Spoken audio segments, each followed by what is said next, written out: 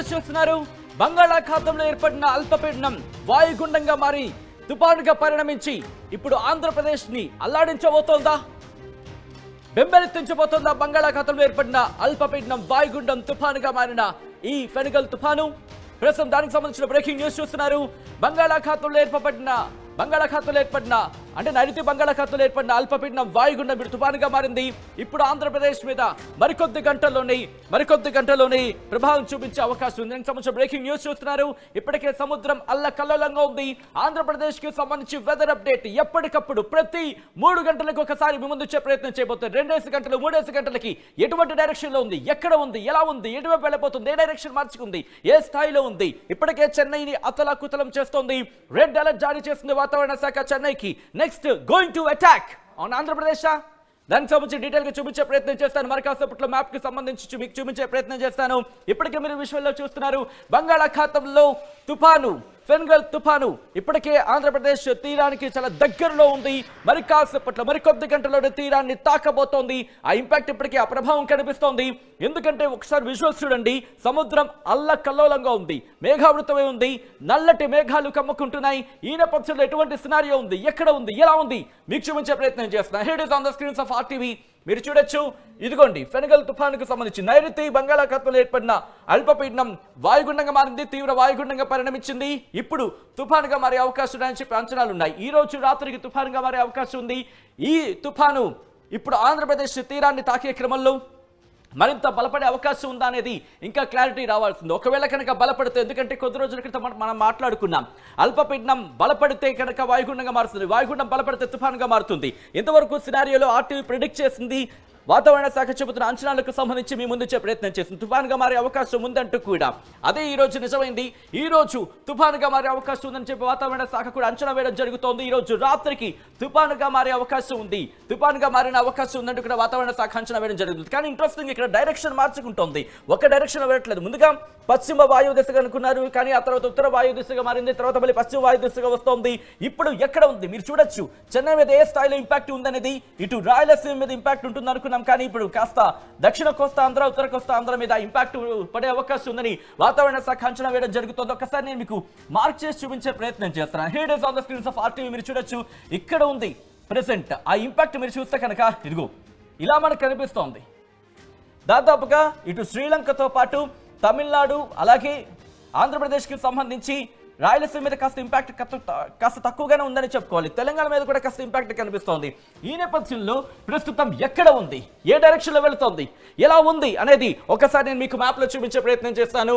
అంతకన్నా ముందు ఆంధ్రప్రదేశ్కి సంబంధించి డిజాస్టర్ మేనేజ్మెంట్, ఆంధ్రప్రదేశ్ విపత్తు నిర్వహణ శాఖ ట్వీట్ చేయడం జరిగింది. ఆ ట్విట్టర్లు ఈ అంశానికి సంబంధించి పేర్కొనడం జరిగింది. ఏం చెబుతోంది అనేది నేను ఒకసారి వివరించే ప్రయత్నం చేస్తాను. Here it is. ఆంధ్రప్రదేశ్ విపత్తు నిర్వహణ శాఖ కొద్దిసేపటి క్రితం ట్వీట్ చేసిన ట్వీట్ని మేము చూపించే ప్రయత్నం చేస్తున్నాను. ఏపీ విపత్తు నిర్వహణ సంస్థ నైరుతి బంగాళాఖాతంలో తీవ్ర వాయుగుండం ఉత్తర వాయువ్య దిశగా కదులుతోంది. ఇది ప్రస్తుతానికి ట్రిమ్కోమలికి 130 కిలోమీటర్ల దూరంలో, నాగపట్నానికి 400 కిలోమీటర్ల దూరంలో, పుదుచ్చేరికి ఆగ్నేయంగా 510 కిలోమీటర్ల దూరంలో ఉంది, చెన్నైకి ఆగ్నేయంగా 590 కిలోమీటర్ల దూరంలో ఉంది అంటూ చెబుతున్నారు. రానున్న 12 గంటల్లో తుఫానుగా బలపడనుంది అంటూ చెబుతున్న సిచ్యువేషన్ మీరు చూడొచ్చు. ఇదిగోండి, ఇక్కడ ఫ్రేమ్లో ఎక్కడా కూడా మనకి తమిళనాడుకి సంబంధించి మనకు కనిపిస్తోంది తప్ప శ్రీలంక ఎక్కడా టచ్ అవుతున్న సిచ్యువేషన్ లేదు. కానీ డైరెక్షన్ చూస్తే కనుక ఇంపాక్ట్ ఇటు ఉత్తర తమిళనాడు కన్నా ఈశాన్య తమిళనాడు మీద ఎక్కువగా కనిపిస్తోంది. ఆ తర్వాత మనకి ఆంధ్రప్రదేశ్కి సంబంధించి అటాక్ అయ్యే అవకాశం ఉంది. ఇది ఇక్కడ ఆంధ్రప్రదేశ్ విపత్తు నిర్వహణ శాఖ చెబుతోంది. ఇంకా ఏమంటుందంటే కనుక ఇలా తదుపరి 2 రోజుల్లో శ్రీలంక తీరాన్ని దాటి తమిళనాడు తీరం వైపు కదులుతూ ఉంటుంది. దీని ప్రభావంతో ఈరోజు అక్కడక్కడ భారీ వర్షాలు కురిసే అవకాశం ఉందని Andhra Pradesh state disaster management authority చెబుతోంది.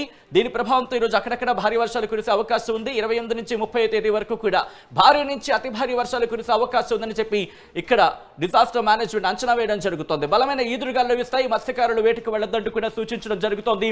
దీంతో పాటు ప్రజలు అప్రమత్తంగా ఉండాలి, రైతులు వ్యవసాయ పనుల్లో తగిన జాగ్రత్తలు తీసుకోవాలంటూ కూడా సూచించడం జరుగుతోంది.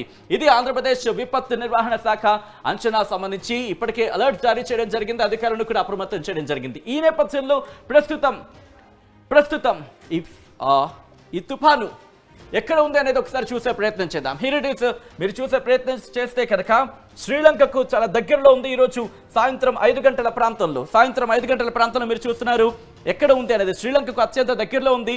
ఆ తర్వాత నుంచి డైరెక్షన్ మారుతోంది. ఇటు ఇంపాక్ట్ అంతా కూడా ఇటు కర్ణాటక, కేరళ, కర్ణాటక వీటన్నిటిని కలుపుకుంటూ ఆంధ్రప్రదేశ్ వరకు కూడా. ఆంధ్రప్రదేశ్లో ఎక్కడి వరకు ఉంది మీరు చూస్తే కనుక దాని రేడియస్ మనం దీన్ని బట్టి అర్థమవుతుంది విశాఖపట్నం మీద అంతగా ఉండకపోవచ్చు అనేది ఒక అంచనా.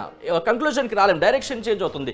ఎందుకు డైరెక్షన్ చేంజ్ అవుతుంది, ఎక్కడెక్కడ ఎప్పుడెప్పుడు డైరెక్షన్ చేంజ్ అనేది ఎక్కడెక్కడ ఎప్పుడెప్పుడు డైరెక్షన్ చేంజ్ అయింది అనేది కూడా నేను మీకు ముందు వివరించే ప్రయత్నం చేస్తాను.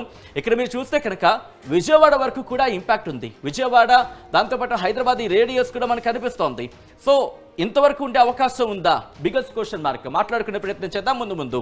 కానీ ఇప్పుడు చూస్తే కనుక రేపు కాస్త డైరెక్షన్ ముందుకు వచ్చే అవకాశం కనిపిస్తోంది. చెన్నైని తాకే అవకాశం ఉంది. దాదాపుగా మండే, సండే కూడా ఈ సిచ్యువేషన్ కంటిన్యూ అవకాశం ఉంది అనేది విండీ సాయంతో మనకి అర్థమవుతోంది ఈ డైరెక్షన్స్ చూస్తూ ఉంటే. సో ఇటువంటి సినారియోలో ఇప్పుడు ఏ జిల్లాల మీద ప్రభావం చూపించే అవకాశం ఉంది, ఆంధ్రప్రదేశ్లో ఏ జిల్లాల మీద దీని ప్రభావం ఉంది అనేది కూడా ఒకసారి వాతావరణ శాఖ ఇచ్చిన రిపోర్ట్ నేను మీకు చూపించే ప్రయత్నం చేస్తాను. ఎందుకంటే డైరెక్షన్స్ ఇలా ఉంది కాబట్టి ఏమైనా చేంజెస్ ఉన్నాయా, చేంజ్ ఓవర్స్ అయ్యే అవకాశం ఉందా, మార్పులు చేర్పులు జరిగే అవకాశం ఉందా, ఎటువంటి అలర్ట్స్ ఉన్నాయనేది నేను మీకు చూపించే ప్రయత్నం చేస్తాను. ముందుగా హియర్ ఇట్ ఈస్. ఉత్తర కోస్తా ఆంధ్రకు సంబంధించి నేను ఇక్కడ ప్రారంభిస్తున్నాను. మీరు చూస్తే కనుక శ్రీకాకుళం, దాంతోపాటు విజయనగరం, విశాఖపట్నం, అనకాపల్లి. మీరు కనుక ఈ రిపోర్ట్ని నిన్నటితో కంపేర్ చేసుకుంటే నిన్న ఉత్తర కోస్తా ఆంధ్ర మీద ఎటువంటి ఇంపాక్ట్ లేదు, దాదాపుగా ఉండకపోవచ్చు అనేది వాతావరణ శాఖ అంచనా. ఉండొచ్చు, బట్ చాలా తక్కువగా ఉండొచ్చు. కానీ ఇప్పుడు మీరు చూస్తే ఈరోజు మారిపోయింది. కారణం ఏంటి, కాస్త ముందుకు వెళ్ళి నేను చెప్పే ప్రయత్నం చేస్తాను. ఫస్ట్ ఎందుకంటే చాలామంది మా జిల్లాల మీద ఇంపాక్ట్ ఉందా లేదా అన్నని చాలామంది నేను నాకు కామెంట్స్ చేయడం జరిగింది. ఆ కామెంట్స్ చేశారు, వాళ్ళకి ఒకసారి క్లారిటీ ఇచ్చే ప్రయత్నం చేస్తున్నాను.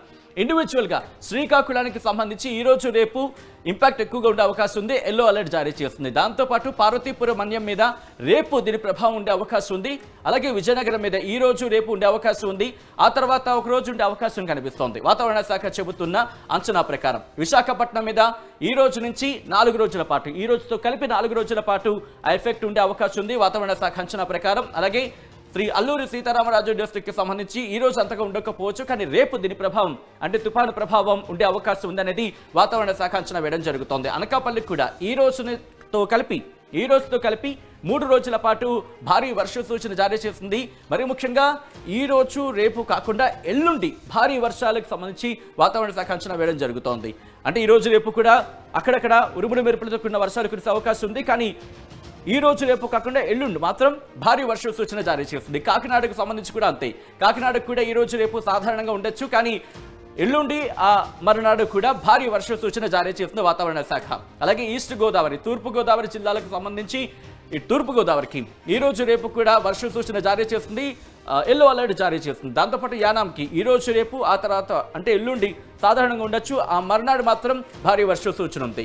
అలాగే అంబేద్కర్ కోనసీమకి ఈ రోజు రేపు కూడా సాధారణ వర్షాలు, అంటే సాధారణం అంటే భారీ వర్షాలే అలర్ట్గా ఉండాల్సిన సిచ్యువేషన్. ఎల్లో అలర్ట్ అంటే అలర్ట్గా ఉండాలి, ఒకసారిగా అలర్ట్స్ మారే అవకాశం ఉంటుంది. ఎల్లో అలర్ట్ ఉన్నప్పుడు కాస్త జాగ్రత్తగా ఉండాల్సిన సిచ్యువేషన్ అన్నమాట. అంబేద్కర్ కోనసీమకు ఈ రోజు రేపు ఎల్లో అలర్ట్ జారీ చేస్తుంది.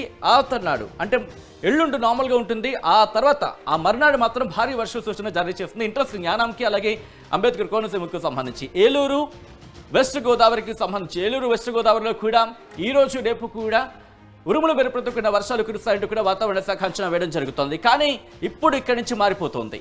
ఇక్కడ దక్షిణ కోస్తా ఆంధ్రకు సంబంధించి మాత్రం భారీ వర్ష సూచన. రిమెంబర్, దక్షిణ కోస్తా వాసులు మాత్రం ఒకసారి 1-2 సార్లు వినే ప్రయత్నం చేయండి. నేను ఇంకోసారి రిపీట్ చేసే ప్రయత్నం చేస్తున్నాను. దక్షిణ కోస్తా ఆంధ్ర వాసులు మాత్రం కాస్త జాగ్రత్తగా ఉండాల్సిన అవసరం కనిపిస్తోంది. ఎందుకు ఏమిటి అనేది రిపోర్ట్ చూసి మీకు అర్థమైపోతుంది.